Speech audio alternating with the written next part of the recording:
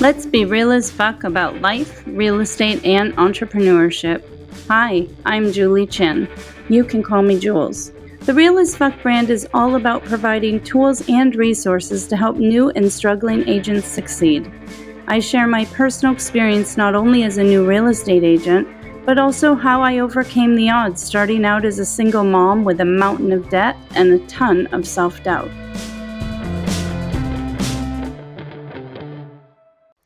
Welcome. You are tuning in to the Real as Fuck podcast, and I'm your host, Julie Chin. Today, I have loan officer Robin Baker, who works with loanDepot. Robin, thanks so much for being here today. Please tell our listeners a bit about yourself. Thanks for having me. I'm excited to be a part of this. I'm so excited about your new program. So I have been in lending for 20 years. I started off as a loan processor for the first 10 years, and then I started originating about 10 or 12 years ago. And I am licensed in the states of New Hampshire, Maine, Massachusetts, Vermont, and California, because I used to live in California for many years. So I work for loanDepot. We are in Portsmouth. Our office is in Portsmouth, and we are a Fannie Mae, Freddie Mac direct lender, and we're one of the largest retail lenders in the nation. And we just got voted number one lender by Wall Street Journal. Awesome. Congrats. So, I'm excited about that. Yeah, I've only had good experiences, and I've used loanDepot for my own purchase, and it went great. So, definitely only good things to say. Pardon? It was fun helping you with your own loan. Thank you. Yeah, my first solo home purchase of my adult life, kind of a big deal. I was so honored to be a part of it. I was so proud of you to see, we made a strategy, we made a plan, and it all came to fruition, and now look at you. Yeah, right. Well, and I must say, I love that you're willing to do that when I bring clients your way, and maybe their situation isn't where it really needs to be at that moment. You're right there helping them through what they can do behind the scenes to get themselves in a position where they can go into home ownership. Yeah, a lot of people that I work with are first-time home buyers, and you just need to know where you stand. There's so many misconceptions. A lot of first-time home buyers think you need to have 20% down, and that's just not the case. And so when I say, well, what's stopping you? Why haven't you bought yet? Or, what's holding you back? And they say, oh, well, I haven't saved 20% yet. I'm like, well, you could buy with just as little as 3% down on a conventional loan, or 0 down on a VA loan, or, 3.5% down with an FHA loan. And, they go, what? Well, right. And then you got to educate people. And if there's obstacles that are standing in the way of them buying a home, we just figure out what that is and make a strategy and a plan. And then, 6 months to a year from now, they could be in a home. So it's fun educating them. Yeah, it's fun. And I think it's such an honor to be their support system and help them navigate that path, because it can be extremely stressful. So being a part of that and helping shield them from a lot of that and get them to the finish line, it's definitely very gratifying. It is. It's very rewarding. Sometimes when I'm in an airplane and I'm looking down and as I'm coming down into a city, I'm like, that's what I help people do. I help people get in all these little houses that I see. So it's fun. I love that. Well, yeah. I appreciate what you do for the consumer client.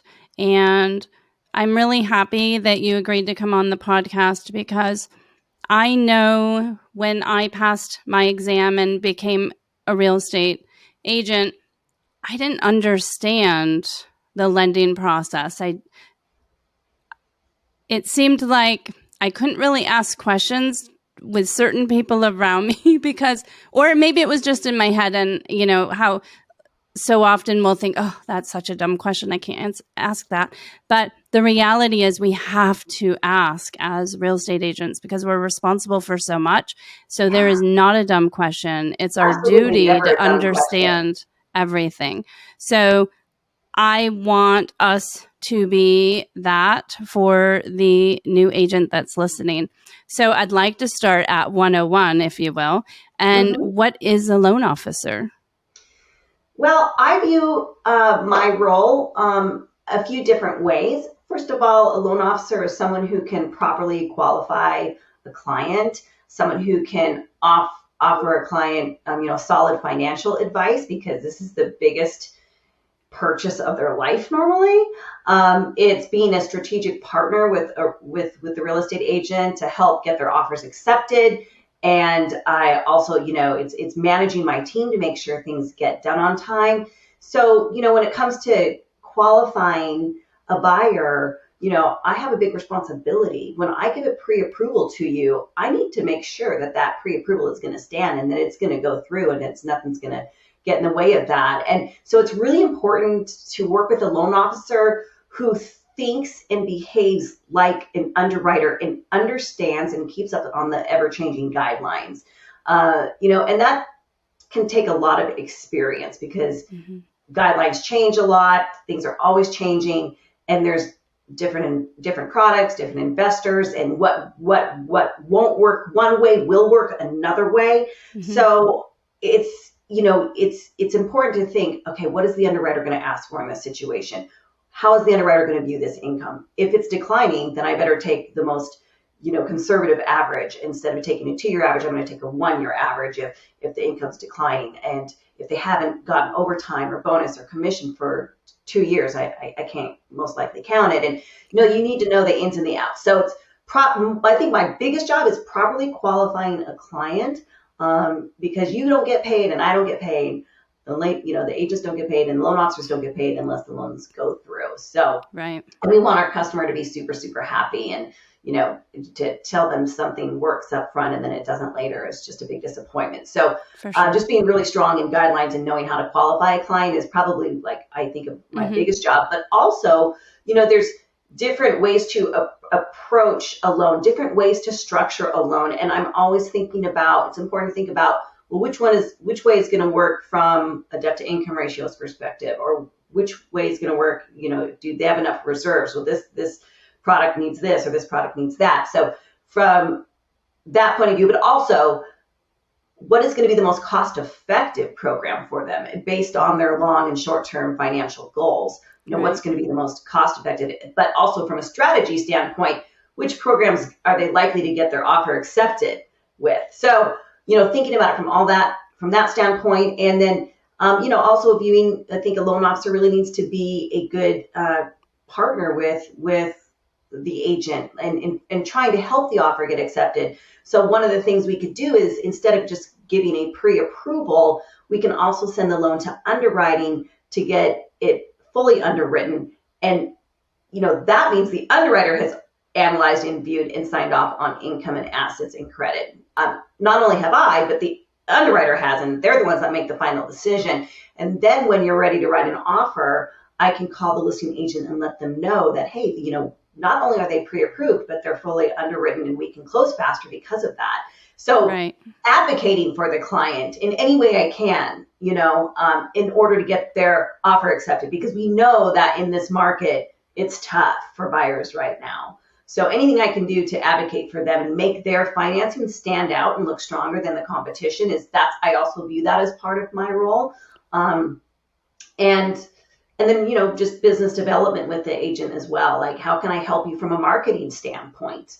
Not just getting the loan through, but can I help you with financing flyers? Do you want to do first-time homebuyer seminars together? How can I help you with your marketing efforts? How can we partner together to increase both of our bottom lines? So That's kind of a long answer, but that's kind of how I view my roles. No, and it's super beneficial for the agent when the loan officer takes that stand as far as that being their responsibilities. Something that you said that I really want to rewind back to, you said your team. So we're talking to a new agent who just doesn't know the process yet. They might not have ever bought a home, right? So right. I don't know if you ever saw Schoolhouse Rock, the cartoon. I'm totally dating myself, maybe. Yeah, I know what you're talking about. Okay. I just remember it was about the bill and how it went through, all the stages in government. And so I want to just briefly touch upon, okay, so it starts with a loan officer. You mentioned your team. What does that look like? What are these steps? Yeah, so it's good to know the milestones along the way. So the first Hmm. thing that we do is get the client pre-approved. And then once their offer gets And accepted, what does pre-approval mean for someone who oh doesn't yeah, know what a okay, let me break pre-approval that down. is? So it's important to understand to know what a pre-approval is versus a pre-qual. So you want to make Mm-hmm. sure the client is pre-approved, which means we have their application, we've run their credit, I Mm-hmm. have their income docs and asset docs. I have all the documentation And what's for a prequal? a prequal is different. A prequal is when you just have their application, but you don't have any of their documents. Mm, So you have an idea of what they say their income is, but you don't have the documents to prove it.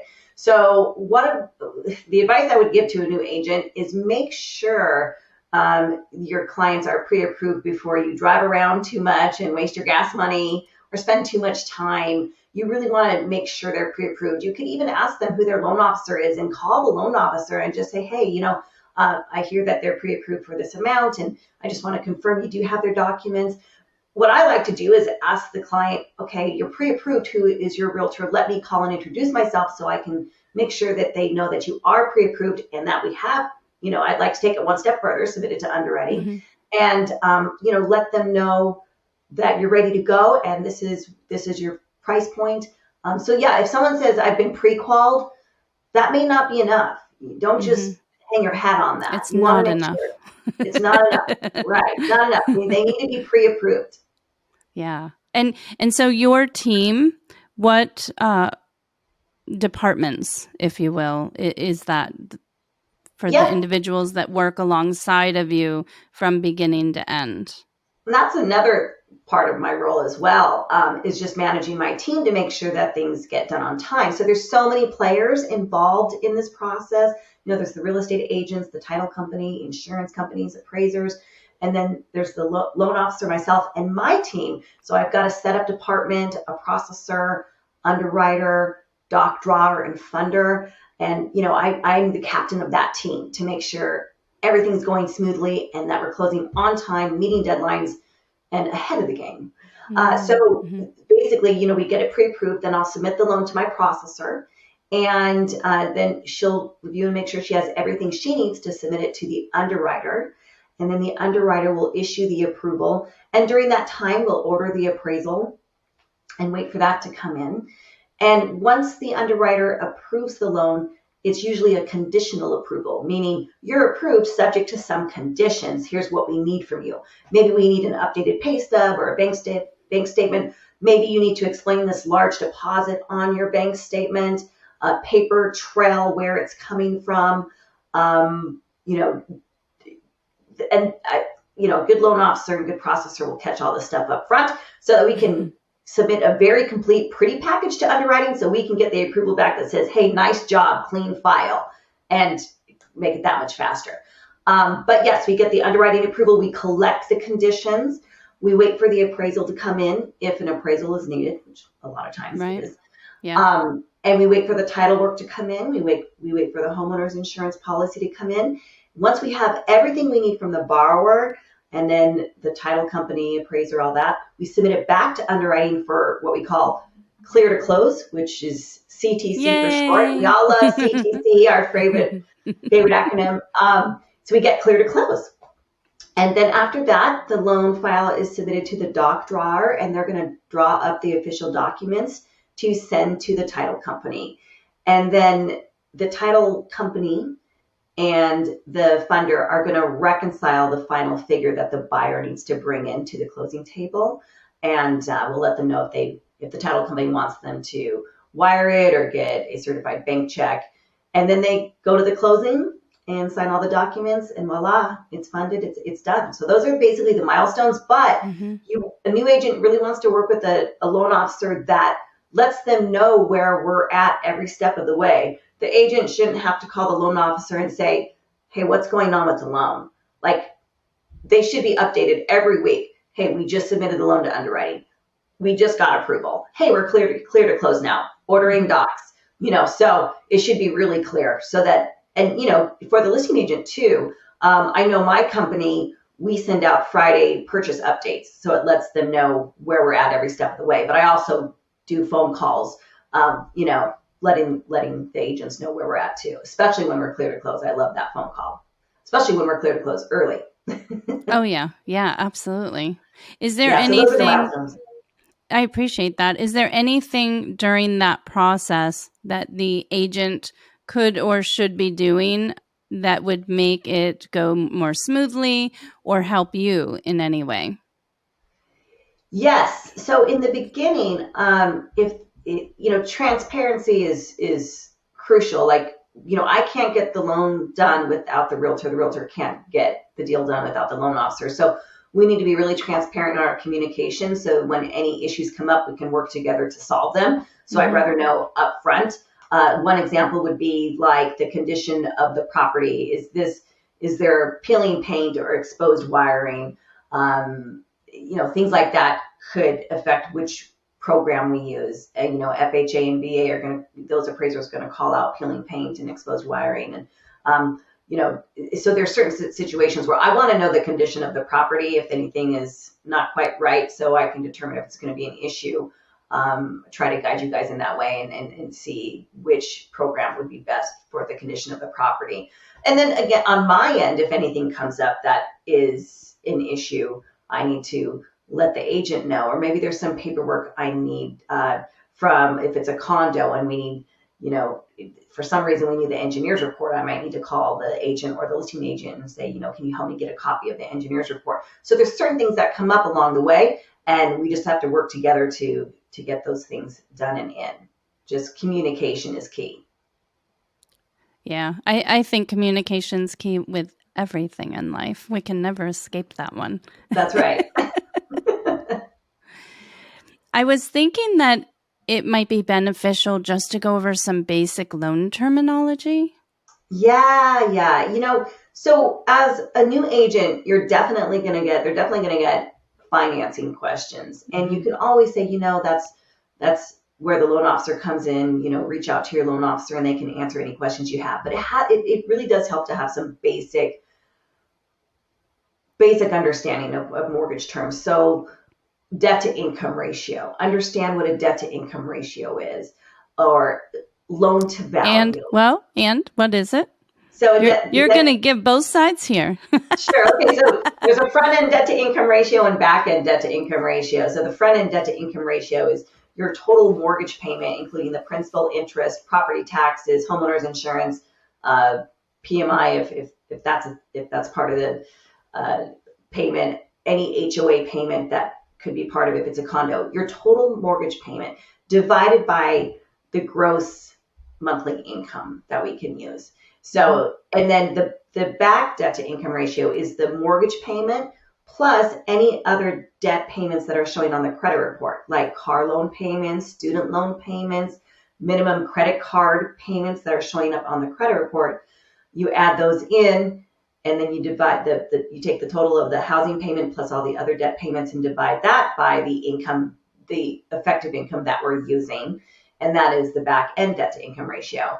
And different programs allow for different debt to income ratios. For example, with FHA, we can usually get a debt to income ratio approved up to, let's say, 57%, I've seen 58%. But, on a conventional loan, depending on how good your credit is, you're going to be capped at 50, maybe even at 45 or 42, depending on your credit score. USDA, that one is even more conservative. The debt to income ratio is capped around 41%. Mm-hmm. With VA, I've seen debt to income ratios go up to 60. Wow. So that's what debt to income ratio is. Mm-hmm. And then loan to value, that's how much you're borrowing and how much you're putting down. So the loan amount divided by the purchase price is your loan to value. And different programs allow maximum loan to values. So whether you're buying a primary residence or a second home or a 2 to 4 unit property, there's maximum loan to values for each. Mm-hmm. So you don't need the agent doesn't need to memorize what's the maximum debt to income ratio for each, or what is the maximum loan to value for each program. That's up to the loan officer, but it's just good to have a general understanding of, those are some of the main terms that we use. No, and the reality is the more information that we can understand, then when we're out in the field as that new agent and we're anxious in that moment, any questions coming our way. So the more knowledge you're able to stock up on, then when questions start coming at you, you're less nervous because you can pull on the knowledge that you have stored away. So I think Yes. it's super beneficial for us to be doing these lending podcasts. And next time, obviously, we'll branch out and I think maybe spend some time on the different loan types too. Just really break it down in an easy way for people to listen to the information and be able to absorb and retain it. Absolutely. And I actually have what I call my mortgage toolkit, which is kind of like a cheat sheet for realtors. And I also send it out to my clients. So basically, it's a digital mortgage app. And on it, it has flyers. And the flyers, like one of the flyers is the differences between the most common loan programs. So it has a flyer with conventional, FHA, VA, and USDA. And it says, what's the minimum down payment for each? What is the maximum seller concession for each? What's the maximum loan to value for each? Does this program allow for second homes and investment properties, or does it only allow for primary residence? How long do you have to wait after a bankruptcy or a short sale or a foreclosure for each program? So it's a really great cheat sheet that you could just pull up on your phone. And I always give that to new agents and I say, use that.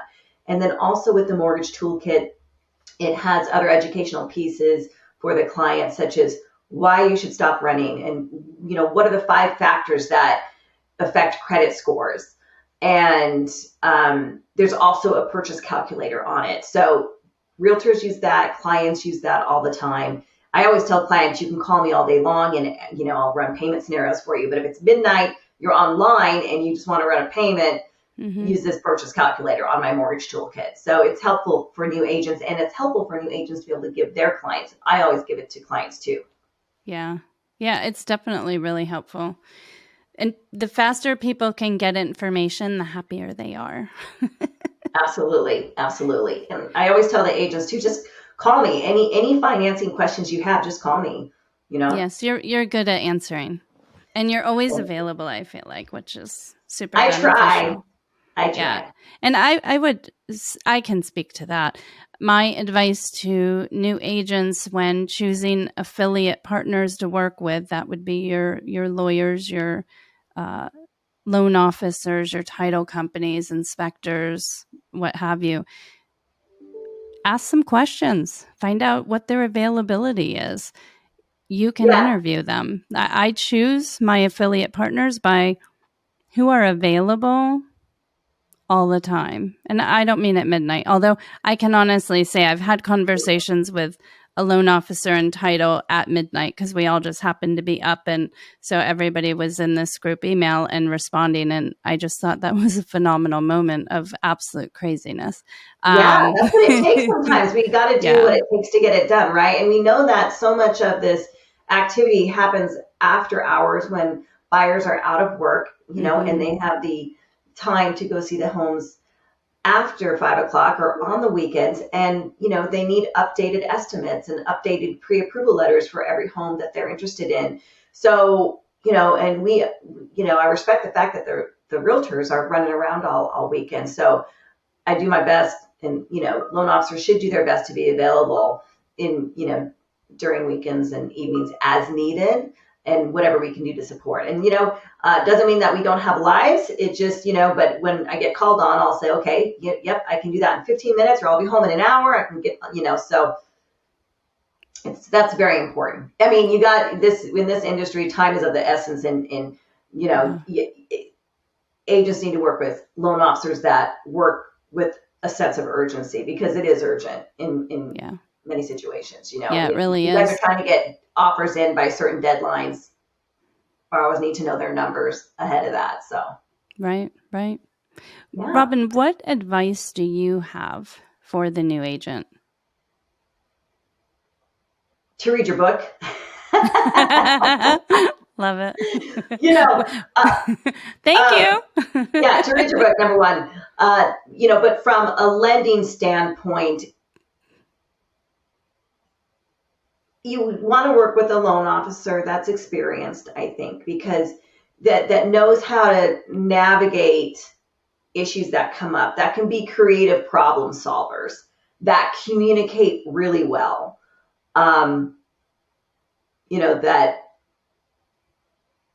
That helps you with your marketing, that helps you with whatever you need. We're open to suggestions. We want to help you guys solve problems. So, what we're here for you guys, we're here for the clients. So that's, my biggest advice from a lending point is to work with a loan officer who is experienced and is going to support you in the ways that you need to be supported. And you just need to communicate that with your loan officer. Yeah, I think, and don't be afraid to ask. And if you sense pushback from that agent, that loan officer, then maybe that's not the right loan officer for you. Because for new agents, they really do need affiliates that have a teaching heart, because you're coming into this and there's so many different variables and you're doing your best to learn and absorb everything you can. And it's important to always feel that you can ask questions and depend on sharing of information from people who have more experience. Absolutely. Absolutely. And I really love helping new agents get up and going and seeing them succeed. I remember what it was like for me as a new loan officer, trying to find my way. It's not easy. It takes a lot of time. So we all need to come together, especially in tough markets like this, and help each other. Yeah, absolutely. Well, we met during my first year as an agent. Yeah. And I felt welcomed by you, and that there was an open door. I could reach out to you with whatever questions I had, and that goes really, really far. So thank you for handling yourself the way that you do, because you have such an opportunity to make a difference for so many people. Yeah, thank you. I mean, it's been amazing. Yeah, I remember when we met, and you were brand new, and now I look at you now. It's like, look how far you've come, and now you're giving back and you're sharing the experience, because we learn by experience. Every deal is different. Every client is different, and that's what's exciting about our industry, because it's always challenging. It's always different. I've been doing this for 20 years, and I still learn on every single file. There's something comes up that we have to navigate. And that's part of what makes it fun. It never gets boring, but at the same time, we need to be able to share our experiences to help the next person along. We've got the experience. We can keep deals alive and together because of that experience. Yeah. And help the newbies, because they need and deserve help. It doesn't need to be so hard. So it doesn't need to be so hard. No, it can seem overwhelming and hard, but if you just got the right players around you, it's not bad. You can do it. So I have a question for you that popped in my mind. So as a loan officer with experience, I know you read my book, The Real as Fuck Guide for New Real Estate Agents. What stood out for you? Because you're not a real estate agent. So in reading the book, what sort of spoke to you? Just all the different ways that you can farm and market to get new business. It's a little bit different for realtors versus loan officers, and so that was a teaching moment for me. Like, there's so many different ways, right? And you really broke that down.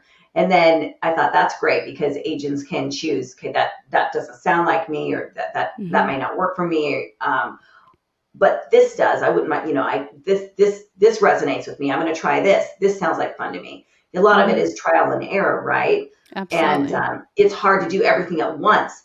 but I would suggest just pick one to three things out of the 25 things on the list and focus on that. And you did a really good job of breaking that down for them. And also just, helping them with the understanding the costs of everything and knowing the costs so that you can pick the right type of advertising to do. So, the costs and what to, the safety, you brought up safety. I thought that was really smart. People got to think about safety in real estate a lot. Thank you. That's what I'm actually focused on this year for our ALC is overseeing realtor safety. So like every Friday, I post something on our brokerage platform, just keeping that reminder once a week, and just put together a CEU.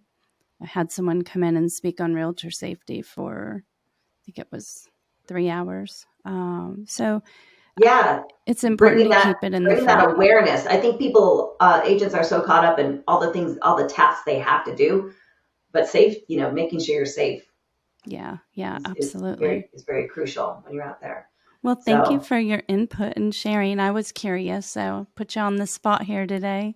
Oh, no, it's great. I have some of your books, and whenever I meet with a new real estate agent, I give them one of your books. So I always want to keep stocked up on your books because I think it's a fun way to be able to support a new agent and, read this book. It's an easy read. It's 2 hours, but it's going to kickstart you. It's going to, instead of floundering, you're going to get the plan that much faster, and it's going to motivate and inspire you. So read this book, and then I let them know to, sign up for your podcast too. Start listening to that. So thank you. Yeah, I think it'll be fun for people to follow the journeys of the girls on my team who are all in different stages of being new agents. So, and yesterday I got the opportunity to interview an agent who's actually in real estate school right now.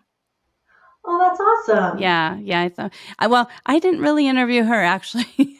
She had a lot of questions for me. So we just went with it. And I think that's great because there'll be plenty of people at home with those questions on their mind. So, I just go with the flow, whatever ends up happening on our podcast, because I just feel like whatever direction something takes, that's what's supposed to actually be happening. So I try not to hold myself to some sort of script. It sounds like she had, she did her homework on what good questions to ask to see if this is the career for her, and, who she wants to mentor her. And, you're obviously an amazing mentor. And I've worked with the girls on your team, and I've seen them come along too, and how much they've learned. And it's exciting. I just love it. I'm like the mama. You're like Mama Bear. And, when I see your posts on Facebook about another deal closed by Sarah, I'm like, go Sarah.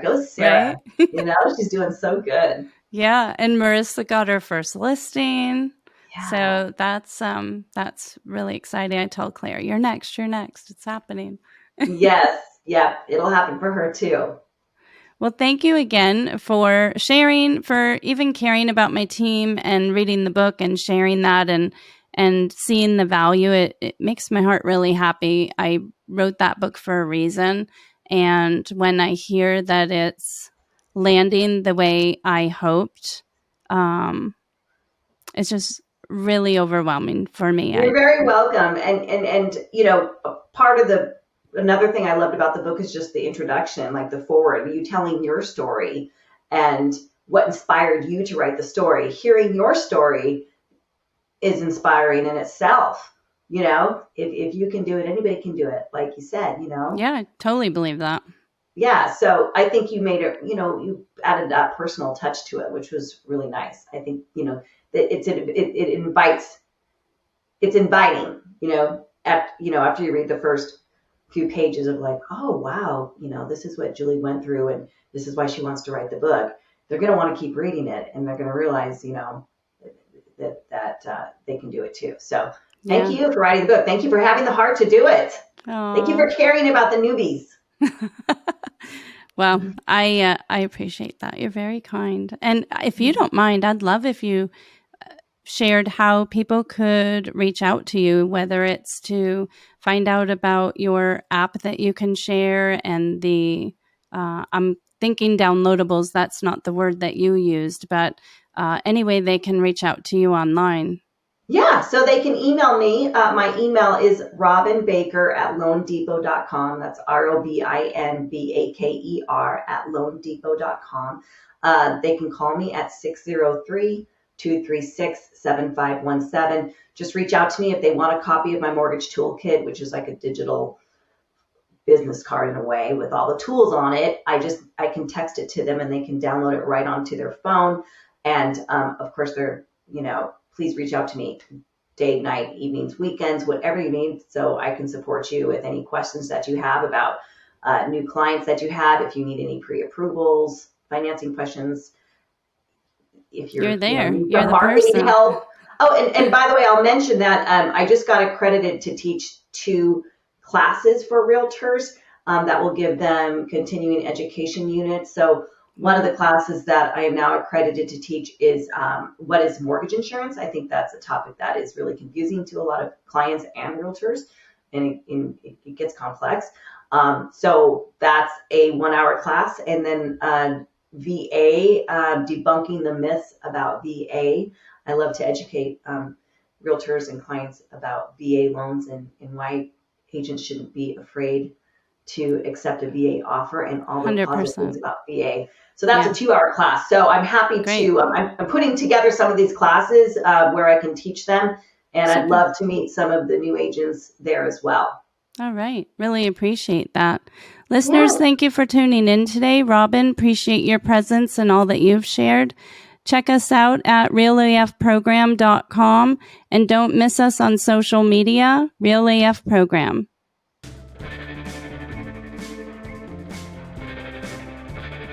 Make sure you subscribe to our Spotify channel so you get updated every time we drop a new podcast. And check out our website at realafprogram.com.